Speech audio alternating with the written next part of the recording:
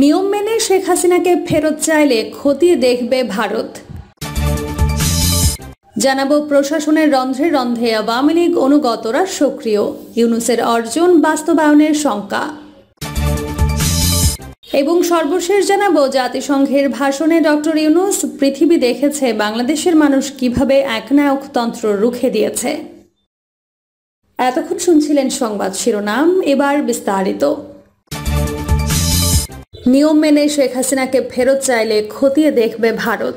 বাংলাদেশের সাবেক প্রধানমন্ত্রী শেখ হাসিনার ভারতে থাকার 50 দিন পূর্ণ হয়েছে। প্রধান উপদেষ্টা ডক্টর ইউনূস সম্প্রতি ভারতের বার্তা সংস্থা পিটিআইকে দেয়া সাক্ষাৎকারে বলেছেন, ন্যায় বিচারের জন্য শেখ হাসিনাকে দেশে ফিরিয়ে আনা প্রয়োজন। ইতিমধ্যে শেখ হাসিনার কূটনৈতিক পাসপোর্ট বাতিল করা হয়েছে। বলা হচ্ছে, ভারতের ভিসার ক্ষেত্রে নিয়ম হলো কূটনৈতিক পাসপোর্ট থাকলে 45 দিন থাকা যায়। সেই 45 দিন শেষ হয়ে গিয়েছে। প্রশ্ন উঠেছে, এখন কি শেখ হাসিনাকে বাংলাদেশের হাতে তুলে দেবে ভারত? ওপি জিন্দাল গ্লোবাল ইউনিভার্সিটির আন্তর্জাতিক সম্পর্কের অধ্যাপক শ্রী রাধা দত্ত ডিডব্লিউকে বলেছেন, দুই দেশের মধ্যে প্রত্যর্পণ চুক্তি আছে, ফলে তাতে নির্দিষ্ট পদ্ধতি মেনে অনুরোধ এলে তা ভারত খতিয়ে দেখবে। তার একটা প্রক্রিয়া আছে, তা চলতে থাকবে। তবে এই অনুরোধ করা হলেই যে শেখ হাসিনাকে বাংলাদেশের হাতে তুলে দেওয়া হবে এমন ভাবার কোনো কারণ নেই। ভারত তো কতদিন ধরে আর্থিক মামলায় অভিযুক্ত বিজয় মালিয়াকে চাইছে, কিন্তু এখনও তো বিজয় মালিয়াকে ভারতের হাতে তুলে দেওয়া হয়নি।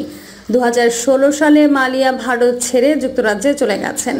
তারপর তার পাসপোর্ট বাতিল করা হয়েছে, তাকে ভারতের হাতে তুলে দেওয়ার জন্য আবেদন জানানো হয়েছে।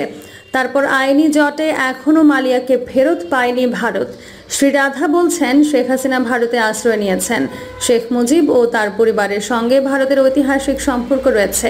ভারত এটাও মনে করে না শেখ হাসিনা বাংলাদেশে নিরাপদ থাকতে পারেন। তাই শেখ হাসিনাকে অবিলম্বে ফেরত দেওয়া হবে বলে আমার অন্তত মনে হয় না।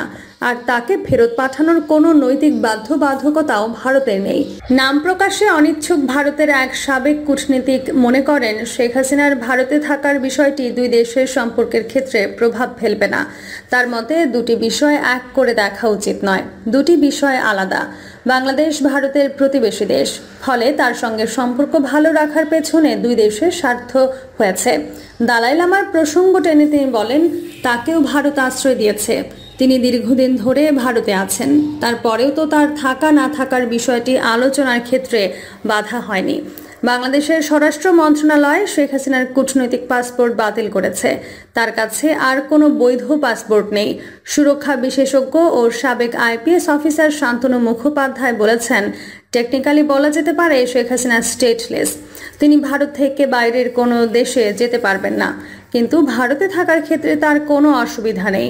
ফলে তিনি কতদিন এখানে থাকবেন তাকে বাংলাদেশের হাতে দেয়া হবে বা হবে না, এটা শীর্ষ পর্যায়ের রাজনৈতিক সিদ্ধান্ত বলে বিশেষজ্ঞরা জানিয়েছেন। এখন যা পরিস্থিতি তাতে প্রত্যর্পণের আবেদন করা হলেও শেখ হাসিনাকে অদূর ভবিষ্যতে বাংলাদেশের হাতে তুলে দেওয়ার সম্ভাবনা আছে বলে তারা অন্তত মনে করছেন না।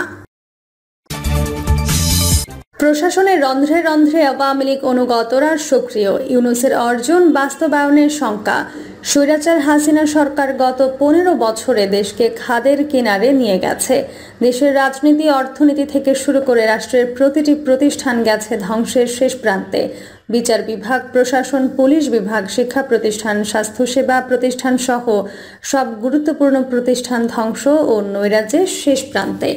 রাষ্ট্রীয় পৃষ্ঠপোষকতায় দেশ থেকে লাখ লাখ কোটি টাকা বিদেশে পাচার করেছে। ভারতে পালানোর আগে হাসিনা সরকার দেশীয় ব্যাংক ব্যবস্থা ও বিদেশি সূত্রগুলো থেকে বিরাট অঙ্কের ঋণ করে দেশকে ঋণ দাসত্বের শৃঙ্খলে আবদ্ধ করে গেছে। এমন পরিস্থিতিতে ডক্টর মোহাম্মদ ইউনূসকে ভগ্নদশা অবস্থায় রাষ্ট্রের দায়িত্ব গ্রহণ করতে হয়।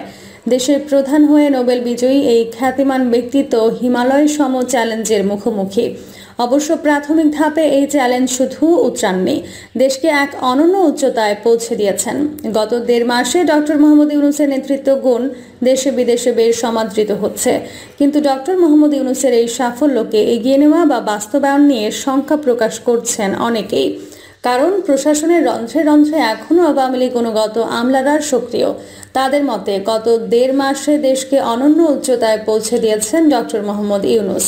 তার নেতৃত্ব গুণ বা তার প্রতি আস্থা বিশ্বকে নতুন করে বাংলাদেশকে নিয়ে ভাবাচ্ছে। ইতোমধ্যে তিনি বিভিন্ন দাতা সংস্থা ও দেশ সর্বোচ্চ সহযোগিতার আশ্বাস দিয়েছে।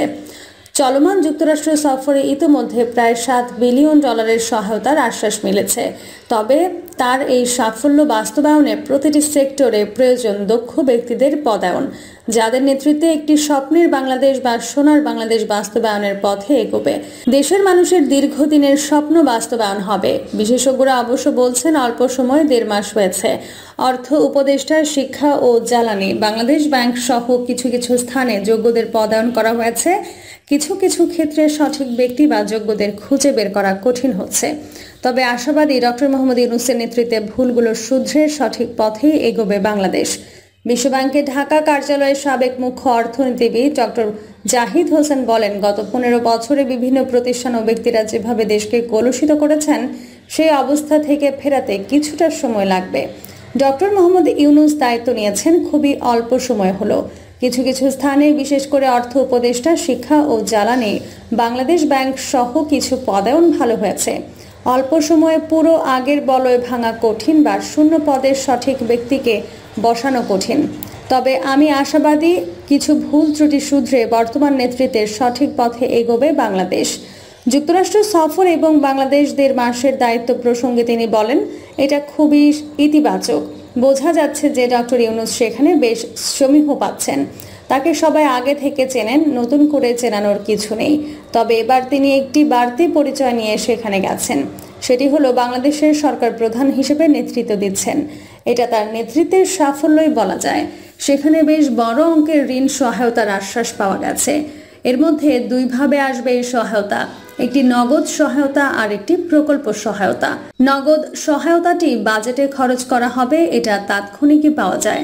আর প্রকল্প সহায়তা পেতে একটু সময় লাগে। ডক্টর ইউনূসের নেতৃত্ব গুণে উচ্চ পর্যায়ে একটা সাফল্য পাওয়া গেছে।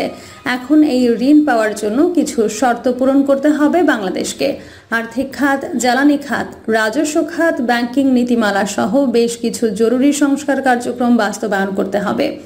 এজন্য একটা টাইম বাউন্ড কর্মসূচি তৈরি করে ওদের দিতে হবে। অর্থ বিভাগকে এখন এটি করতে হবে। এজন্য যথার্থ এবং যোগ্য পদায়ন দরকার বলে উল্লেখ করেন ডক্টর জাহিদ হোসেন।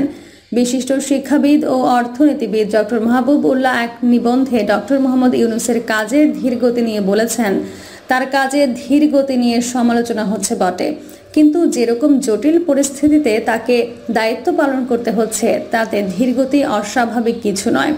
জনগণের আশা তার সরকার আরও দৃঢ়তা ও ক্ষিপ্রতার সঙ্গে দায়িত্ব পালন করবে।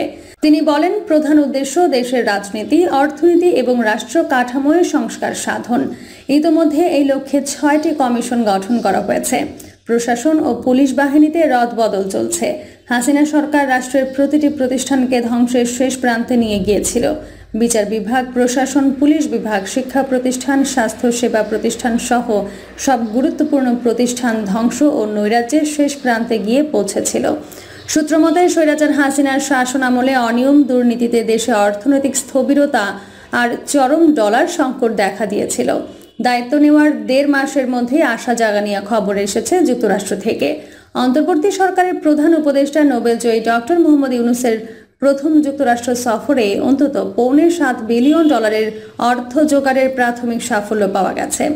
বিশ্বব্যাংক, IMF ও যুক্তরাষ্ট্র থেকে এই বড় অঙ্কের ডলার পাওয়ার আশ্বাস এসেছে। ফলে শিগগিরই বাংলাদেশ ব্যাংকের রিজার্ভে বিপুল অঙ্কের বৈদেশিক মুদ্রা যোগ হওয়ার সম্ভাবনা তৈরি হয়েছে। এর বাইরেও চীনের প্রস্তাবে বড় বিনিয়োগের সোলার প্ল্যান্ট স্থাপন, নেপালের পক্ষ থেকে পানি, বিদ্যুৎ, জ্বালানি আমদানি সহ বিভিন্ন খাতের সহায়তারও আশ্বাস এসেছে বিশ্ব নেতাদের কাছ থেকে। অর্থনীতিবিদরা এটাকে ডক্টর মোহাম্মদ ইউনূসের নেতৃত্বের প্রাথমিক সাফল্য হিসেবে দেখছেন। তবে এজন্য ঋণের শর্ত মেনে নানা খাতের সংস্কারগুলো যথাযথভাবে বাস্তবায়ন করার উপর জোর দেওয়া হয়েছে। অন্তর্বর্তী সরকারের প্রধান উপদেষ্টা ডক্টর ইউনূস এখন যুক্তরাষ্ট্রের ব্যস্ত সময় পার করছেন। ক্ষমতার পালাবদলে বিশেষ পরিস্থিতিতে বাংলাদেশ সরকারের দায়িত্ব নিয়ে প্রথমবার জাতিসংঘের সাধারণ অধিবেশনে যোগ দিলেও স্বল্প সময়ে তিনি সেখানে এখন বিশ্ব নেতাদের মনোযোগের কেন্দ্রে।